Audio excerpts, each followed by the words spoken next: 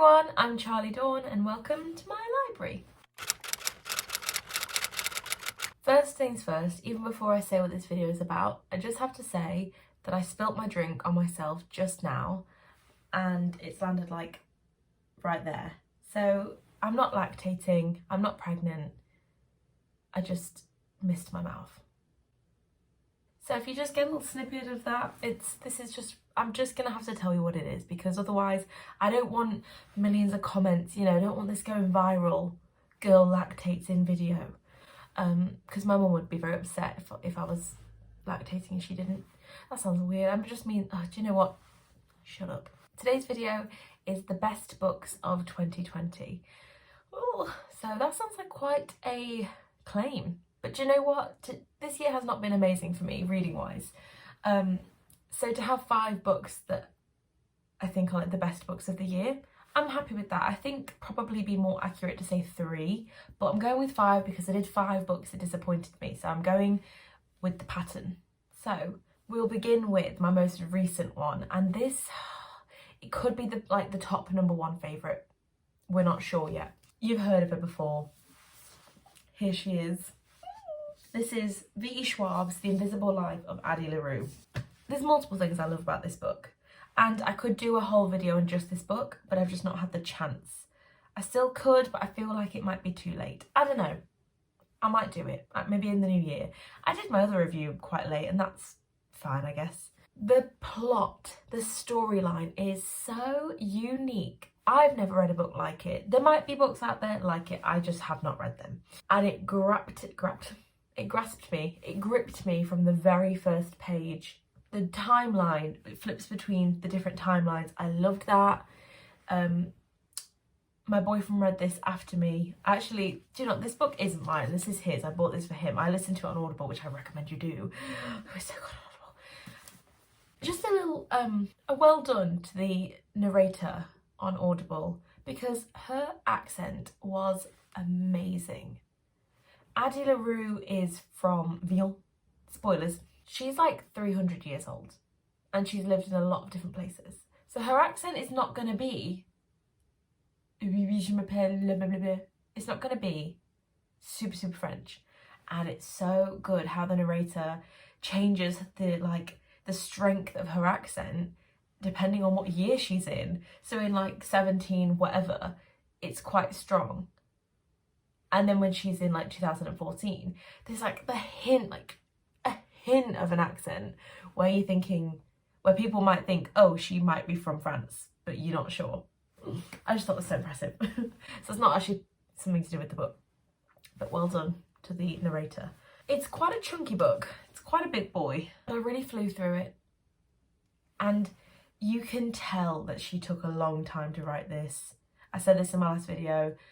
Every single word, every line, every sentence is perfectly written. There's nothing out of place. So good. And the characters were so fleshed out. The character of Luke, who is like the devil basically, the god who answers after dark, he was phenomenal. And can we all just agree, we knew they were gonna bone, right? From like a few chapters in, I was like, they've banged. They banged. Don't know when, don't know what century, don't know what decade, could have been the 90s, 1790s, but they did. They did for sure. And every time we came up, I was thinking, is it now? When are they gonna let us in on this secret? When did they get together? And it almost dragged to the point where I was like, okay, are you just gonna not tell me? And then they did, and it was fine. But I thought it was so clever because it was the tension. It was brilliant. I was actually in a discussion group on Instagram about this, a fun little book club, and also in another group of friends. We have like a little book club going on with the same book, and my boyfriend's read it, so I've been talking about it a lot. And quite a few people have said that Henry and Addie weren't like that compatible. It was like circumstantial. But do you know what? So what? I think, yeah, they probably weren't the loves of each other's lives, but they really understood each other. I think it was nice because you got a comparison of like their romance to her and Luke's romance, which, would you call it a romance or would you just call it like a fiery passion pit? Probably that. You probably all say that. Obviously the book is about Addie LaRue and her 300 years of living, and compared to that, Henry's like 30 years is a bit inconsequential. What a big bloody word. So I think he was always going to seem a little bit flatter than she is because he's not been around that long. He's a mere 30-year-old human. What can he really have done in life when she's 300 years old to compare? But I thought his curse was so intricate, and I really enjoyed how their curses kind of wove around each other. And the ending, I sobbed. I was in bed and I was like, tearing up thinking about it. Glassy-eyed. Unique premise, amazing characters, leaves it open for a sequel. I believe there should be a sequel. But then again, does she want to risk ruining what is so perfect, in my opinion? So perfect. Second book on the list, Sanctuary by V.V. James. I read this book a few months ago and I actually did a review on it on the radio. Sanctuary is really cool. It stayed in my mind for a long time. That's kind of how I base my opinions on books, is whether or not I think about them after I've read them. Because a lot of books at the time, like I rated this one book in June or something, 5 stars, and I was like, amazing. I can't recall a thing about it now. So, I know it was a sci-fi, but I don't know anything else about it. Whereas this, I remember like everything. I remember their names, I remember everything. It was so vivid. I remember just thinking, how cool is this? Sanctuary is a place in Connecticut, America, and it's in this world witches exist and they are common, like they're well known to people. It's legal, but like they have laws and rules to like keep everybody safe. So there's like witches unions. Not everyone is a witch, but the people who are, it's like, oh, there's a witch, rather than like, there's a witch, that kind of thing. And so in this one town, there's just one witch, which is not unheard of. This teenage boy dies at a house party, and the kids, their mums are all best friends, and they're in this coven with the witch. And it's one of their kids has died, and the other one, the witch's daughter, is accused of killing him with witchcraft, but she's not a witch. So it's all about like the trial, but if you kill someone with witchcraft in Connecticut, it's the death penalty. So it's like really, the stakes are so high. It's brilliant. There's this detective and everything is linked. It was really impressive. It just said a lot about oppression and the status of being somebody who is tolerated rather than accepted. By law, you have to accept the witches, but in your own mind and your personal opinions, obviously there's a lot of people who still think that it's wrong. And as soon as this poor, like, I think they're like 16, 17-year-old girl is accused of witchcraft, suddenly everyone comes out and they're like, oh, I always thought witches were bad. It's kind of like when Brexit happened and hate crimes like went up because people were like, oh, finally, everyone agrees with me and I can say what I want. And it's like, true colours. The whole way through, it was always something new, some more information coming out. Because it was an investigation, it did feel a lot like you were just in the investigation. You were like finding out new things every time. And because a lot of it is to do with magic, and obviously we don't have, well, known magic. I don't know, maybe there is. I think there could be in the world. People can just say anything. They can be like, oh, she cursed me, with no proof. Because it's magic, and you can, oh, it was just magic, she cursed me and I can't prove it because it was magic. And it was really interesting. The next book is Little Fires Everywhere by Celeste Ng. Obviously this is going to be on my list because it blew me away, and I loved the book, I loved the TV series, and I loved how closely it followed the book. Because it's our wonderful Reese Witherspoon, I feel like she tried to keep it as close to the book as possible. I won't go too far into why I love this because I feel like everybody in the world has already said it, but I just thought the characters were phenomenal, the story was amazing. I loved how they gave you bits and bobs of information as you went along. I loved how it kept you guessing. I loved how it started at the end. I loved how it started with the fire, and I was like, oh. So the whole time you're reading it, I kept forgetting that I already knew the ending. So I'd be like, oh, I hope they have a good ending. And I'm like, oh no, I know that it ends badly. I know that they leave and there's a fire in their own house. But that's how good it was, because it made me forget that it ended badly. And when I say badly, I mean badly for the characters, not as in the book was bad, obviously, because it's on this list. Skipping ahead to the next one, Where the Crawdads Sing by Delia Owens. This is such an unusual book for me to enjoy. I don't really like the outdoors. I don't really like reading about nature, but it was obviously so much more than just a nature book. So Kaya is the marsh girl. She's known in the town as the marsh girl. She lives in the marsh, and the marsh is like a swamp, but it's a bit different, I think, as much as I remember. And she used to live with her mum, her sisters, brothers, and her dad, who's like a drunk and he's horrible. And then one day her mum just ups and leaves. Like, she just watches her walk down the street, and I think she's about 6 when this happens.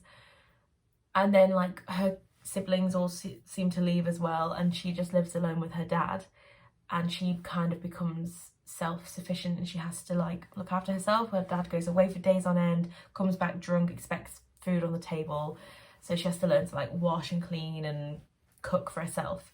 And then her dad just doesn't come back, and she literally raises herself in the swamp, in the marsh, sorry. And it's just about survival and people seeing you as an outsider, and she just thrived anyway. I just felt so connected to her character. Not that I related to her in any way. So different to any life I could imagine. And I think it was set in the 50s? 40s?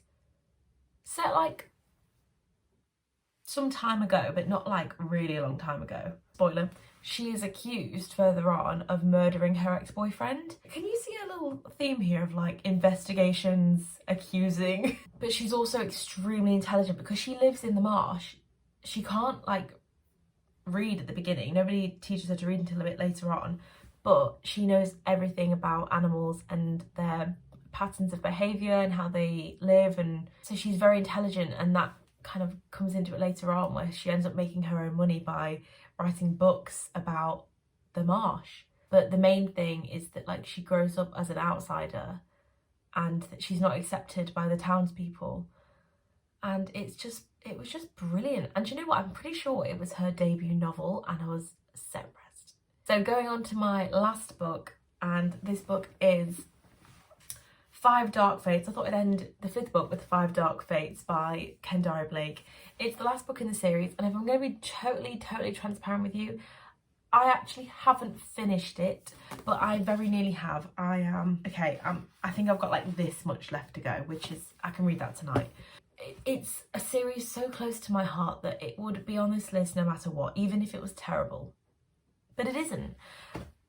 Oh God, it's broken my heart though. It has torn me to shreds.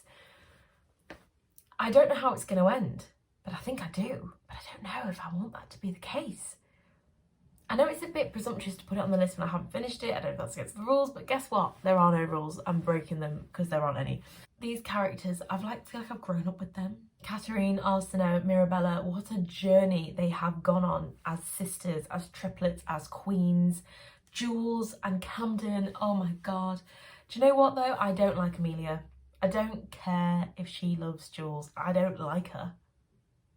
So arrogant. I don't like her.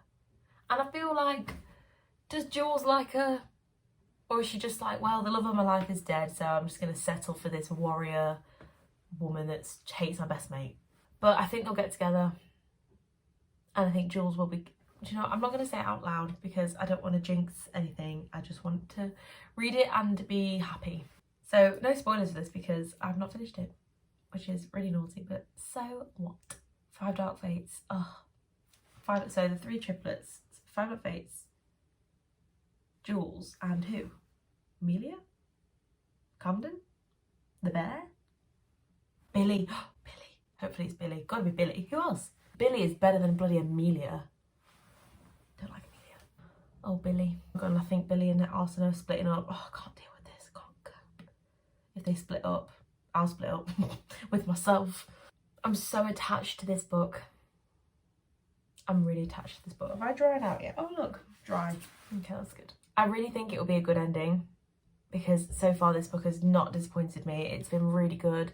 The character development, it's just so amazing. So those were my top 5 books of the year. I'm quite surprised because I feel like in my mind I wouldn't have chosen those, but I went through the list of books I've read and I was like, well, these are the ones.